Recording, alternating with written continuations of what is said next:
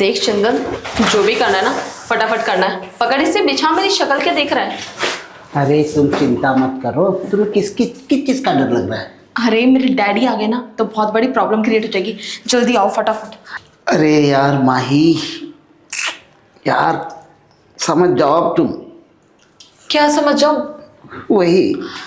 हे भगवान, तुम्हारा ना कुछ नहीं हो सकता। कोई बात नहीं ना यार, हम एक काम करते हैं ना, 5-10 मिनट यहाँ पे बातें कर लेते। मुझे ना तुमसे कोई बात नहीं करनी, मैं जा रही हूँ यहाँ से। अरे बात तो सुनो। अरे देखो माही, अरे मेरी बात तो सुनो यार। देखो मैं क्या कह रहा हूँ, रुक जाओ ना यार 10 मिनट ना बातें बीते करते। हो सकता है तब तक थोड़ा ग्रोथअप कर लूँ मैं। तुम्हारे 10 मिनट के चक्कर में ना मेरे डैडी घर पे आ जाएंगे और तुम्हें पता नहीं है, अगर उन्होंने मुझे तुम्हारे साथ यहाँ देख लिया ना तो कितनी बड़ी प्रॉब्लम क्रिएट हो जाएगी, तुम सोच भी नहीं सकते। अरे तुम डैडी की चिंता मत करो। तुम्हें मालूम नहीं है क्या, डैडी ने तुम्हारे सिक्योरिटी का जिम्मा मुझे दिया हुआ है। अगर तुम मेरे साथ उन्हें नज़र भी आती हो ना तो उन्हें कोई डाउट नहीं जाएगा। कह दूँगा कि बेबी छत पर आई थी, सो मैं उन्हें सिक्योर करने के लिए उनके साथ आया था। सिंपल। ये तुम्हारा जो सिंपल है ना, मेरे डैड नहीं समझने वाले। और वैसे भी रही डैड की बात तो उन्हें तो मैं समझा लूँगी, लेकिन अब मेरा क्या होगा? तुम्हारे को मैं किस लिए लेकर आई थी? तुम्हारा तो बस हर बार का ही है, तुम तो 2 मिनट में फेल हो जाते हो। अरे बाबा, वो क्या हुआ ना, तुम जैसे मैट बिछा रही थी ना तो मेरे मन में ना एक तो नीचे से ऊपर आते समय कुछ अलग अलग विचार आ रहे थे। था कि यार आज तो सेठ की बेटी को ये कर ही दूंगा। वो शायद है ना, वो उन विचारों की उत्तेजना में थोड़ा ये हो गया है। शट अप, फालतू की बकवास मत करो। तुम ऑलरेडी मेरा टाइम बहुत ज़्यादा बर्बाद कर चुके हो और ना मैं अब और टाइम बर्बाद नहीं करना चाहती हूँ।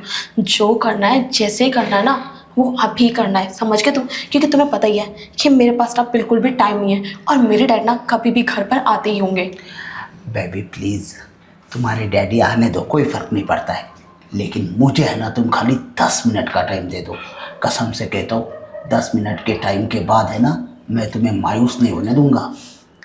अच्छा ठीक है, तुम इतना कह रहे हो तो मैं रेडी हूँ, लेकिन यहाँ बहुत ज़्यादा गर्मी हो रही है। यहाँ तो मेरे बस की 1 मिनट खड़ा होना भी नहीं है। अब तुम देखो तुम्हें क्या करना है, यहाँ या फिर नीचे? नीचे चलते हैं। नीचे? चलो। और वहाँ डैडी आ गए फिर क्या करोगे? अरे चिंता मत करो तुम, हम न, मैं संभाल लूंगा यार, तुम चलो नीचे। पक्का तुम संभाल लोगे ना? हाँ पक्का, प्रॉमिस। ठीक है चलो। चलो।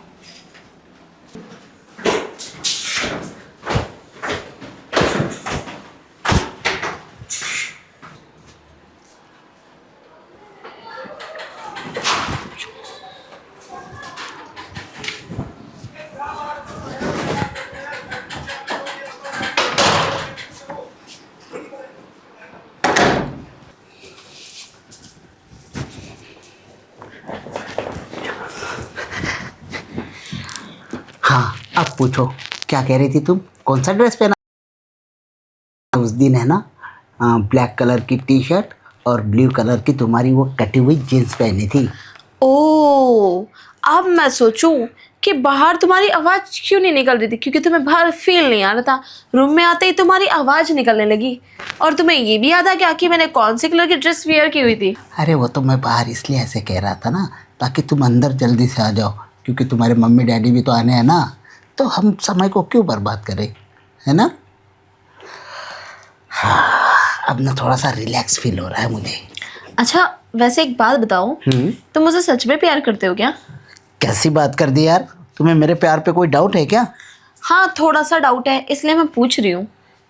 कौन सा डाउट है? अभी क्लियर करो, अभी क्लियर करो उसे। आजकल के लोग होते हैं ना कि जैसे हम जैसी लड़कियों को शुगर डैडी चाहिए होता है। हाँ। और वो उनके साथ बैठ के सब कुछ कर तो लेती है, लेकिन बाद वो शुगर डैडी ना उन लड़कियों को बहुत ज़्यादा परेशान करते हैं। कहीं तुम उस टाइप के तो नहीं हो ना? ऑफ कोर्स नॉट बेबी, मैं उस टाइप का बिल्कुल नहीं हूँ।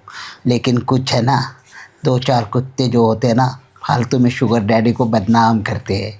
देखो मैं ना तुमसे उम्र में बहुत ज़्यादा ही छोटी हूँ और तुम बहुत बड़े हो, इसलिए ना मुझे कभी कभी डर लगता है कहीं तुमने मेरे पापा को जाके सब कुछ बता दिया तो मेरा क्या होगा? अरे कुछ नहीं होगा, जो भी होगा ना बहुत अच्छा होगा।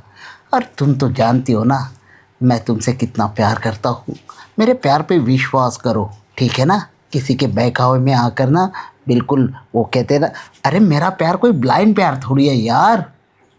वो बात तो ठीक है बेबी, लेकिन तुम्हें तो पता ही है ना कि मेरे पापा कितने ज़्यादा स्ट्रिक्ट है। अगर उन्हें कुछ भी पता चल गया ना तो इस प्रॉपर्टी से तो मुझे धक्का देके बाहर निकालेंगे, साथ साथ इस घर से भी।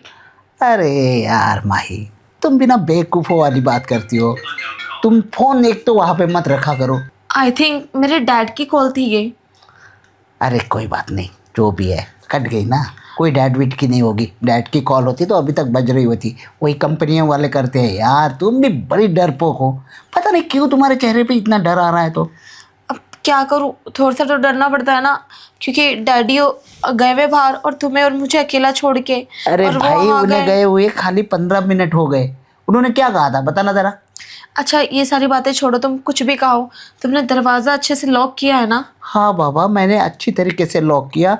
अगर कोई भी आता है ना तो बेल मारेगा पहले, तब तक हम अपने आप को संवर लेंगे। ठीक है फिर शुरू करें। हाँ क्यों नहीं। आ, सुनो, लगता है आ गया अब मेरे में पावर। अच्छी बात है कि तुम्हारे अंदर पावर आ गया। ये ना हो कि मैं तुम्हारे इतनी नज़दीक जाऊँ और तुम फिर से फेल हो जाओ। और अगर तुम इस बार फेल हुए ना तो मैं तुम्हें धक्के मार के अपने घर से बाहर निकाल दूंगी और तुम्हें ब्लॉक भी कर दूंगी और तुमसे दोबारा कभी बात भी नहीं करूंगी, क्योंकि मैंने ना तुम्हें अपना बॉयफ्रेंड इसलिए नहीं बनाया कि तुम बार बार आउट होते रहो बस। अरे बाबा नहीं होऊंगा, वो तो तब की बात कुछ और थी। तुम्हें नहीं मालूम, मन में ना लड्डू फूट रहे थे। और जब लड्डू फूटते ना, आदमी सोचता रहता है ना कि यार अब होगा अब होगा, तो उस कारण वैसे हुआ था। लेकिन अब तो तुम मेरे साथ में हो और पहला तो निकल भी गया है। अब ये सेकंड है ना ताकतवर होगा। चलो आ जाओ। छी, कितनी गंदी गंदी बातें करते हो तुम। अरे कोई गंदी बातें नहीं, आ जाओ अब, कम ऑन।